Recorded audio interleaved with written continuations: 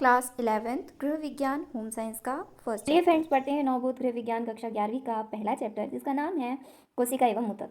Friends, ये जो chapter है ये 7 पेजेस का है, तो हो सकता है वीडियो थोड़ी लंबी हो जाएगी, लेकिन आप लोग को प्रॉपर समझ आएगा। तो चलिए वीडियो के अंत तक बने रहिए। कोशिका कोशिका का आप बहुत अच्छे से जानते हैं। कोशिका हमारे शरीर की इकाई है। हमारे शरीर का निर्माण, पूरा का पूरा निर्माण कोशिका से ही हुआ है। ठीक है, चाहे कोई भी जीव हो, चाहे वो जंतु कोशिका हो, पादप कोशिका हो, किसी भी जीवित प्राणी में उसकी सबसे पहली इकाई क्या है? कोशिका है। सभी जीवित जीव, चाहे वो प्राणी जगत के हो या वनस्पति जगत के, कोशिका से निर्मित है। मैंने आपको बता चुकी हूँ। बहुत से जीव अत्यधिक छोटे होते हैं, है ना। ये ज़्यादातर सामान्य आंखों से दिखाई नहीं देते। यहाँ बात हो रही है एक कोशिकीय जीव की। बहुत सारे जीव इस दुनिया में ऐसे भी हैं जो कि एक कोशिका से निर्मित होते हैं, और ये जीव हमारी नॉर्मल आंखों से दिखाई नहीं देते हैं। ठीक है, तो इन्हें क्या कहते हैं? एक कोशिकीय जीव कहते हैं, जैसे कि अमीबा। ठीक है, इस तरह कोशिकाओं की संख्या के आधार पर जंतुओं के शरीर के आकार में भी वृद्धि होती जाती है। ये जीव बहुकोशिकीय जीव कहलाते हैं। इस तरह कोशिका किसी भी जीव की आधारीय इकाई है, बेसिक। ठीक है, सन 1665 में रॉबर्ट हुक नामक वैज्ञानिक ने सर्वप्रथम कोशिका की खोज की थी। आप लोग को पता ही है, क्योंकि छठवीं से हम पढ़ते आ रहे हैं, तो आप लोग को सब पता ही होगा। फिर भी इस पे हम एक बार प्रकाश डालते हैं, क्योंकि ये हमारे इस चैप्टर का, इस बुक का मोस्ट टाइम पे क्वेश्चन है। ये यहाँ से क्वेश्चन करता ही है। आप लोग इस चीज़ को बहुत अच्छे से ध्यान रखना और इसको बहुत फोकस से पढ़ लेना। ठीक है, बहुत अच्छे से।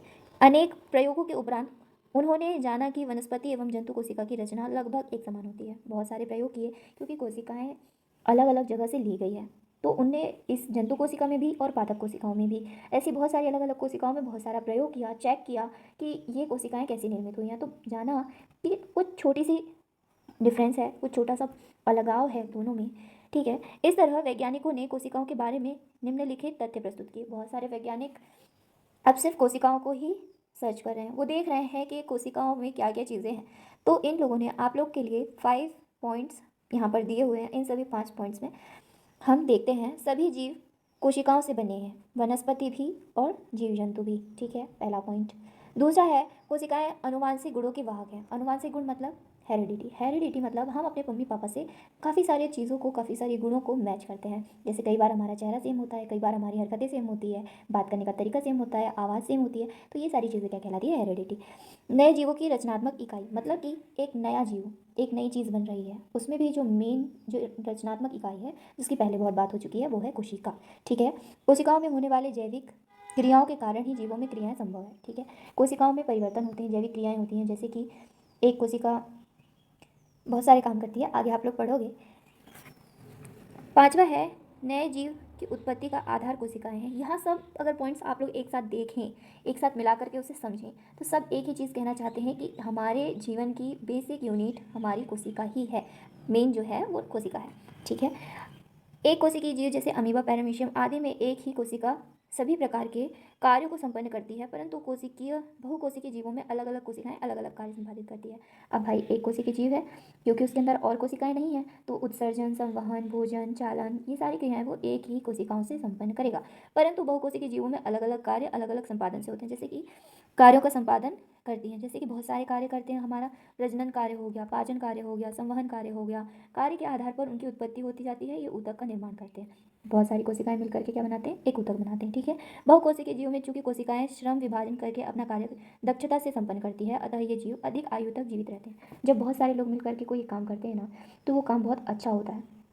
हमारे जो दिमाग से किया हुआ काम, ये चीज़ अलग हो गई, लेकिन जब बहुत सारी कोशिकाएं मिलकर के हमारे शरीर में बहुत सारे ऊतक बनाती हैं और इन ऊतकों से अलग अलग काम होता है, तो ये क्वालिटी वाला काम होता है। तो यहीं पर आप लोग को यहाँ कहा गया है कि ये बहुत अच्छा काम, मतलब वो श्रम विभाजन कर देती है, मेहनत को बांट देती है ना। कोशिकाओं के भाग या रचनाएं। कोशिकाओं की संरचना में प्रमुख भाग निम्नानुसार हैं। कोशिकाओं के बेसिक 3 भाग होते हैं। ठीक है, जीव द्रव्य, कोशिका भित्ति और केंद्रक। ठीक है, जीव द्रव्य क्या है? जीव द्रव्य कोशिका के अंदर एक मटमैला अर्ध पारदर्शी चिपचिपा पदार्थ होता है। ठीक है, जीव द्रव्य कोशिका के अंदर एक मटमैला मतलब कि मिट्टी के कलर का पारदर्शी चिपचिपा पदार्थ होता है। पारदर्शी होता है, जो कि चिपचिपा होता है, जिसमें सभी जैविक गुण पाए जाते हैं। इसीलिए इसे जीवन का आधार कहते हैं। ठीक है, आप लोग समझ गए? जीव द्रव्य जीवन का आधार। ठीक है, इतना ही समझ लो, याद रह जाएगा। जीव द्रव्य जीवन का आधार। ठीक है, कोशिका भित्ति कोशिका की बाहरी झिल्ली भित्ति कहलाती है। अब कोशिका के अंदर जीव द्रव्य है, पर उसको बाहर निकलने से रोकना है, तो इसके लिए क्या है? कोशिका भित्ति, जो जीव द्रव्य को अंदर ही रखती है। दूसरी चीज़ हो गई कोशिका भित्ति। तीसरी है केंद्रक। केंद्रक में पाया जाता है केंद्रक केंद्र में पाया जाता है। ठीक है, केंद्रक जो होता है वो हमारी हर कोशिका के केंद्र में पाया जाता है। इसकी संरचना जटिल होती है, थोड़ा सा हार्ड होता है, इसकी संरचना जो होती है थोड़ी अलग होती है। ठीक है, यह कोशिका का प्रमुख भाग है, जो मेन चीज़ है कोशिका की, जिससे पूरी कोशिका चलती है। जैसे मशीन, जैसे गाड़ी, कार, मान लीजिए कार, कार की सबसे मेन चीज़ है जिससे कार चलती है वो है स्टीयरिंग। स्टीयरिंग अगर हम जिधर घुमाएंगे गाड़ी के चक्के भी उधर ही जाएंगे। तो सबसे मेन चीज़ जो है इसकी वो है केंद्रक। ठीक है, केंद्रक बहुत थोड़ी जटिल संरचना होती है। केंद्रक प्रमुख भाग है, इसमें भीतर न्यूक्लिक अम्ल पाया जाता है। ठीक है, कोशिका में के भीतर जो केंद्रक होता है, उस केंद्रक के भीतर जो होता है वहाँ पर न्यूक्लिक अम्ल पाया जाता है। कोशिका के भीतर क्या पाया जाता है? न्यूक्लिक अम्ल। ये एक मोस्ट आईएमपी लाइन मुझे लग रही है, ऐसे आप अच्छे से याद कर लेना। इसके भीतर कार्बन, हाइड्रोजन, ऑक्सीजन, N2P तत्वों से बने बहुकल होते हैं। ठीक है, ये सब यहाँ पर तत्व बताए हैं और इन सब चीज़ों से मिलकर इसमें काफ़ी सारी चीज़ें बनती है केंद्रक में। किसमें बनती है? केंद्रक में, जो जीवों की आधारभूत क्रियाओं का नियंत्रण करते हैं। ठीक है, ये जो चीज़ें हैं ये मिलकर कोशिकाओं की, जीवों की आधारभूत क्रियाओं का नियंत्रण करते हैं। जैसे हमारी हेरिडिटी काहे में होती है? कोशिका में होती है। हेरिडिटी मेनली कहाँ होगी? हेरिडिटी मेनली होगी केंद्रक में। ठीक है, कोशिका द्रव्य में माइटोकॉन्ड्रिया, राइबोसोम्स और रिक्तिकाएं पाई जाती है। ठीक है, कोशिका द्रव्य में मेनली माइटोकॉन्ड्रिया, राइबोसोम्स, रिक्तिकाएं पाई जाती है। ठीक है, ऊतक, टिश्यू। अब हम बारी आती है ऊतक की। हमने जान लिया ऊतक किस चीज़ से बनता है, हमने पहले भी बताया था, ऊतक कोशिका से बनता है। बहुत सारी कोशिकाएं जब एक साथ मिल जाती हैं तो ऊतक बन जाता है। अब जानते हैं ऊतक है क्या। एक प्रकार की कोशिकाएं, चाहे वे आकृति के आधार पर समान हो या कार्य के आधार पर एक समूह में रहती हैं, वे समूह ऊतक कहलाती हैं। इस तरह बहुकोशिकीय जीव में भिन्न भिन्न प्रकार के ऊतक पाए जाते हैं। बहुत सारी कोशिकाएं होती हैं, उसमें भिन्न भिन्न प्रकार के ऊतक पाए जाते हैं। ऊतक के प्रकार, हमारे शरीर में मुख्यतः 6 प्रकार के ऊतक है। कितने प्रकार के हैं? 6 प्रकार के। तो सबसे पहला है एपिथेलियल ऊतक, संयोजी ऊतक, ठीक है, पेशी ऊतक, कंकाल ऊतक, तंत्रिका ऊतक, संवहक ऊतक। ये सारे ऊतक मिलकर के हमारे बहुत सारे ऊतकों का निर्माण करते हैं और ये सारे ऊतक मिलकर के हमारे शरीर में बहुत सारे कार्य पूरे करवाते हैं। एपिथेलियल ऊतक की संरचना कैसी होती है भाई? एपिथेलियल ऊतक की संरचना यहाँ चित्र दिया हुआ है, कुछ इस तरीके से होती है। तो ये जो ऊतक होता है ये शरीर के बाहरी अंगों में पाया जाता है। जो हमारे शरीर के बाहरी अंग होते हैं ना, ये वहाँ पाया जाता है। इस ऊतक की कोशिकाएं चपटी और एक दूसरे से सटी हुई होती हैं। इसके बीच में जगहें बिल्कुल नहीं होती हैं। ये ऊतक आपस में अंतरकोशीय पदार्थ से जुड़ी रहती हैं, एक झिल्ली के रूप में रहती हैं। एपिथेलियल ऊतक भी कई प्रकार के होते हैं जो विभिन्न अंगों में विभिन्न कार्य करते हैं। एपिथेलियल ऊतक अलग अलग प्रकार के होते हैं जो अलग अलग अंगों में अलग अलग काम करते हैं। तो एपिथेलियल ऊतक का प्रकार तो हो गया पहला सल्कीय ऊतक, ठीक है, दूसरा हो गया घनाकार एपिथेलियल ऊतक, तीसरा हो गया रोमाभी एपिथेलियल ऊतक, चौथा हो गया स्तंभाकार एपिथेलियल ऊतक, ठीक है, पांचवा हो गया ग्रंथिल एपिथेलियल ऊतक और छठवा हो गया संवेदी एपिथेलियल ऊतक। इसके आगे एपिथेलियल ऊतक की श्रृंखला खत्म हो गई। हमने देखा कि पूरे ऊतक मिलाकर के भी कितने हैं? 6। और सिर्फ एपिथेलियल ऊतक के अंदर ऊतक कितने हैं? 6। तो सबसे मुख्य जो ऊतक है हमारा वो है एपिथेलियल ऊतक, ठीक है। एपिथेलियल ऊतक में सबसे पहला जो ऊतक है वो है सल्की एपिथेलियल ऊतक। सल्की एपिथेलियल ऊतक की रचना जो होती है यहाँ पर दिया हुआ है, मोजेक टाइल्स की तरह इसकी जो रचना होती है, यहाँ चित्र भी दिया हुआ है, आप लोग देख सकते हैं। रुधिर एवं लसिका वाहिनियों में पाए जाने वाले सल्की एपिथेलियल ऊतक को एंडोथीलियम कहते हैं। रुधिर मतलब क्या होता है? रुधिर मतलब होता है ब्लड, ब्लड मतलब क्या होता है? खून, खून मतलब क्या होता है? रक्त। ये इसके समानार्थी शब्द हैं, आप लोग बहुत अच्छे से जान रहे होंगे। खून के समानार्थी शब्द है रक्त, रुधिर, है ना ये सारी चीज़ें हैं। तो ये यहाँ पर पाया जाता है। सल्की जो एपिथेलियल ऊतक होता है ये रक्त एवं लसिका वाहिनियों में पाया जाता है। जो रक्त और लसिका को बहाने के लिए जो होती हैं रुधिर, जो होती हैं हमारी नसें, ये उसमें पाया जाता है सल्की एपिथेलियल ऊतक, ठीक है। एंडोथीलियम कहते हैं जो सल्की एपिथेलियल ऊतक है, इसे एंडोथीलियम भी कहते हैं, ठीक है। ये बहुत अच्छे से याद रखना आप, क्योंकि इसका एक रिक्त स्थान बन सकता है। उसी तरह पेरिटोनियम एवं शरीर की बाहरी स्तर पर पाए जाने वाले सल्की एपिथेलियल ऊतक में मिसोथीलियम कहते हैं, ठीक है, को मिसोथीलियम कहते हैं। उसकी पेरिटोनियम एवं शरीर के बाहरी स्तर में पाए जाने वाले एपिथेलियल, ठीक है, ये समझ गए आप। घनाकार एपिथेलियल ऊतक, ये चौकोर कोशिकाएं होती हैं। ये श्वेत ग्रंथि, जनन ग्रंथि, थायराइड ग्रंथि में पाई जाती हैं। इसका कार्य स्वरूप श्रावण, अवशोषण एवं उत्सर्जन का होता है। यहाँ पर आप लोग ने देख लिया कि इस तरीके से ये हमारी घनाकार एपिथेलियल ऊतक होती है और इसका मेन काम क्या होता है? श्वेत ग्रंथि, जनन ग्रंथि, कहाँ कहाँ पाई जाती है ये? श्वेत ग्रंथि, जनन ग्रंथि, थायराइड ग्रंथि, यहाँ पर ये मुख्य रूप से पाई जाती है। रोमाभिधि एपिथेलियल ऊतक, रोमाभिधि एपिथेलियल ऊतक की संरचना कुछ इस प्रकार की होती है। यहाँ केंद्रक होता है, ठीक है, ये कोशिकाएं स्तंभाकार होती हैं एवं इनके ऊपर महीन धागे के समान रचनाएं होती हैं। ये प्रमुख मुंह, मस्तिष्क, अंडवाहिनी आदि में ऊतक पाए जाते हैं। ये क्योंकि कई बार आप लोगों ने देखा होगा हमारे जीभ में लग जाता है, हमारे मस्तिष्क में, जीभ में या मुंह में कहीं पर लग जाता है तो उससे एक बारीक सा रोया आ जाता है। तो ये इसी ऊतक का एक अंश होता है जिसमें धागेनुमा एक रचना होती है। स्तंभाकार एपिथेलियल ऊतक, इसका चित्र नहीं दिया है, हमें इसका अपने से ही मन में चित्र बनाना होगा। ये कोशिकाएं लंबी होती हैं जिनकी ऊपरी सतह पर पक्षिकाएं या धागेनुमा रचनाएं होती हैं जो कि जीवद्रव्य द्वारा निर्मित होती हैं। ये इन रोम अथवा पक्षिकाओं द्वारा गति भी देती हैं। इनमें केंद्रक स्पष्ट रूप से दिखाई देता है। ये ऊतक पृष्ठवंशियों से श्वासनलिका एवं अंडवाहिनी में पाए जाते हैं। ग्रंथिल एपिथेलियल ऊतक जो होते हैं दूसरे, अब हम आ गए हैं 5वें ऊतक के ऊपर, ग्रंथिल एपिथेलियल ऊतक। जैसे कि नाम से ही स्पष्ट है, ऊतक ग्रंथि का निर्माण करते हैं। रचना में ये स्तंभ का या स्तंभाकार कोशिकाओं की तरह ही होते हैं, परंतु ये ऊतक ग्रंथियों से संबंधित रसों का निरंतर श्रावण करते हैं, जैसे श्लेष्म ग्रंथि, ठीक है, में श्लेष्म ग्रंथि में श्लेष्मा, स्तन ग्रंथि में दूध का श्रावण, लार ग्रंथि में लार का श्रावण। जैसे हमारे शरीर में लार ग्रंथि हो गई, श्लेष्मा ग्रंथि हो गई, वहाँ से जो लसलसा पदार्थ बाहर आता है उसे कहते हैं ग्रंथिल एपिथेलियल ऊतक, ठीक है। और फिर अब हो गया छठवां, सबसे लास्ट ऊतक, संवेदी एपिथेलियल ऊतक। इसके स्वतंत्र सिरों पर रोम होते हैं जो बाह्य संवेदनाओं को ग्रहण करते हैं। ये संवेदी अंग जैसे कर्ण, जिह्वा, त्वचा आदि का निर्माण करते हैं। कई बार ये कोशिकाएं अत्यंत कड़ी, कठोर हो जाती हैं एवं रचनात्मक अंग जैसे शींग, नाखून, पक्षियों के पंख, ये सब चीज़ें जो बनाती हैं ये है संवेदी एपिथेलियल ऊतक, ठीक है। एपिथेलियल ऊतक छेव के छेव खत्म हो चुके हैं, आप लोग को समझ में आया होगा, ठीक है। इसको एक बार लिख लेना आप लोग। अब है संयोजी ऊतक। संयोजी ऊतक कॉग्निटिव टिश्यू। संयोजी ऊतक नाम से ही स्पष्ट है कि संयोजी यानी संयोजन करने वाला, अर्थात जो एक अंग के मध्य संयोजन यानी संबंध स्थापित करता है, वह संयोजी ऊतक। पूरे शरीर में 20 से 25% ऊतक है। उन्हें सहारा देने वाला ऊतक या यह भी है, ठीक है। संयोजी ऊतक अंगों को दृढ़ता प्रदान करता है, अस्थियों एवं पेशियों के बीच समन्वय स्थापित करता है, मृत कोशिकाओं को नष्ट कर शरीर की आंतरिक क्षमता करता है तथा शरीर के अंगों में उपस्थित रसों एवं अन्य पदार्थों का परिवहन करता है, शरीर की रोगाणुओं से रक्षा करता है। संयोजी ऊतक क्या है? जो हमारे शरीर की रोगाणुओं से रक्षा करता है, ये कुल टोटल हमारे सफाई का काम करता है, ठीक है। संयोजी ऊतक के प्रकार। संयोजी ऊतक मुख्यतः 3 प्रकार का होता है। अंतरकोशीय द्रव्य पदार्थ की मात्रा के आधार पर ये निम्नलिखित 3 प्रकार के होते हैं। अंतरकोशीय द्रव्य पदार्थ की मात्रा, ठीक है। पहला है एरियोलर संयोजी ऊतक, दूसरा है तंतुमय संयोजी ऊतक, तीसरा है विशिष्ट संयोजी ऊतक। एरियोलर संयोजी ऊतक, इसमें मैट्रिक्स की मात्रा सर्वाधिक होती है। ये ऊतक आंतरिक अंगों के चारों ओर की झिल्ली की तरह ही रचना बना लेते हैं, अंगों में गति होने में सहायक होते हैं। इन ऊतकों में प्रोटीन के लंबे चमकीले लहरदार तंतु पाए जाते हैं जो कि कोलेज कहलाते हैं, ठीक है। एरियोलर संयोजी ऊतक में जो चमकीले लंबे बने होते हैं वो कोलेज कहलाते हैं, ठीक है, ये याद रखना आप लोग। तंतुमय ऊतक, इसमें मैट्रिक्स की मात्रा कम तथा तंतुओं की मात्रा अधिक होती है। मैट्रिक्स कम होता है जबकि इसमें भी मैट्रिक्स भी था और तंतु भी था जो कि तब चमकदार था। इसमें मैट्रिक्स की मात्रा अधिक होती है, ठीक है। इसके कारण ये अंग को अपेक्षाकृत अधिक मजबूत तथा लचीला प्रदान करता है। ये आंखों की पुतली, तंत्रिका, सीसन, वृषण आदि में पाया जाता है। कहाँ कहाँ पाया जाता है तंतुमय ऊतक? आंखों की पुतली में, तंत्रिका, सीसन, वृषण में पाया जाता है। ये अस्थियों को जोड़ने वाले स्नायु में पाया जाता है।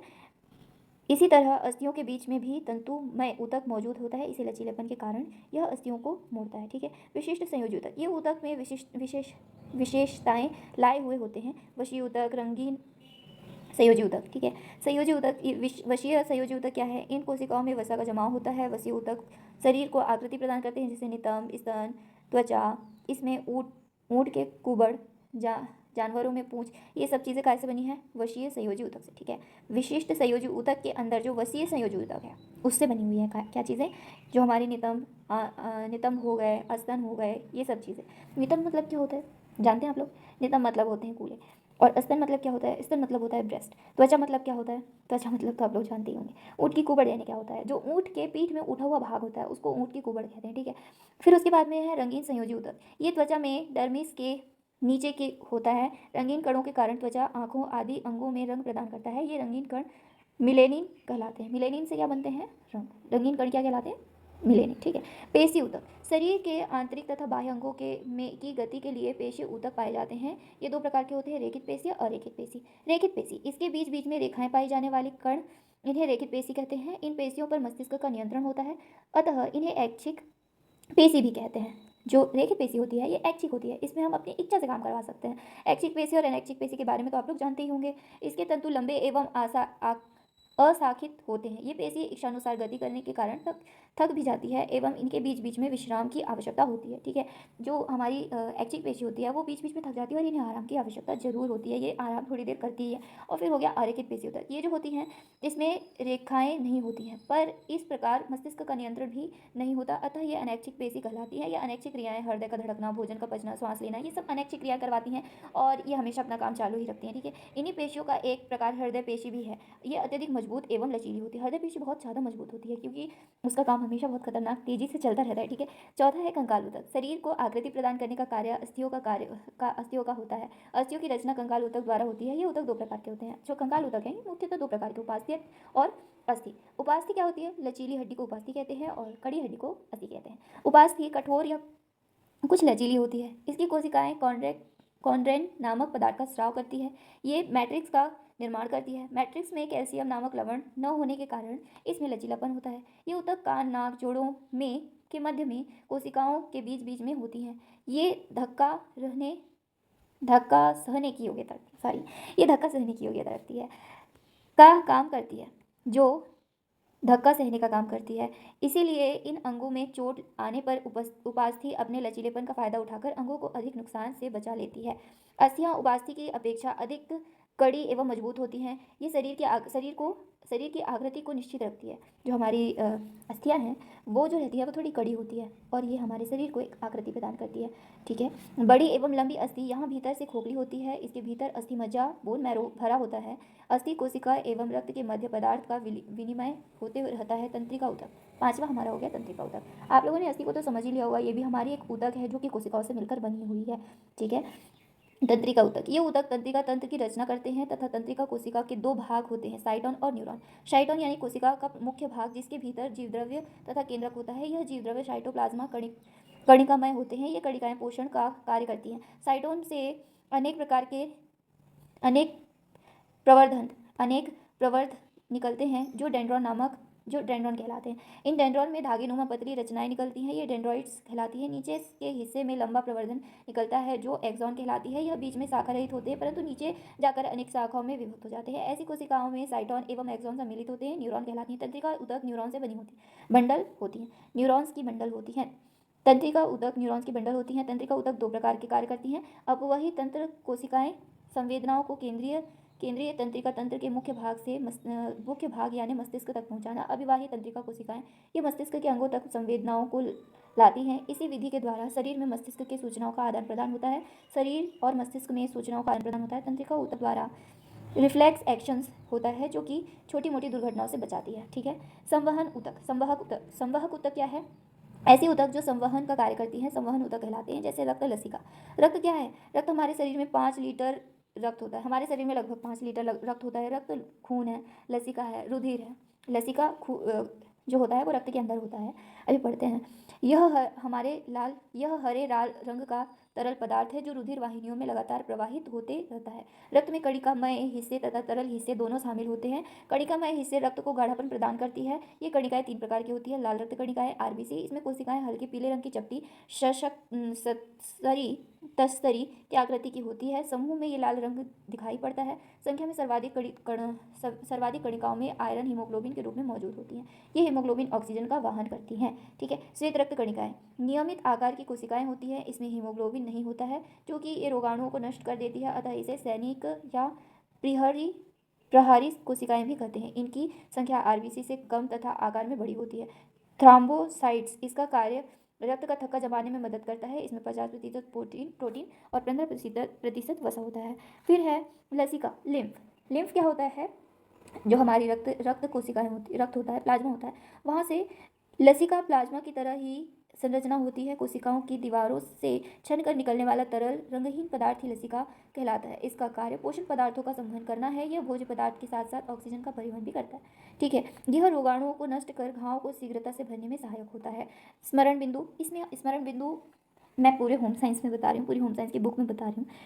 जितनी भी होम साइंस की बुक है 11th-12th की, उन सभी में अगर स्मरण बिंदु दिया है तो वो स्मरण बिंदु आपके लिए मोस्ट इंपॉर्टेंट, मोस्ट IMP है। क्योंकि मैं खुद भी एक होम साइंस की स्टूडेंट हूँ तो मैं आप लोग को अपने एक्सपीरियंस बता रही हूँ।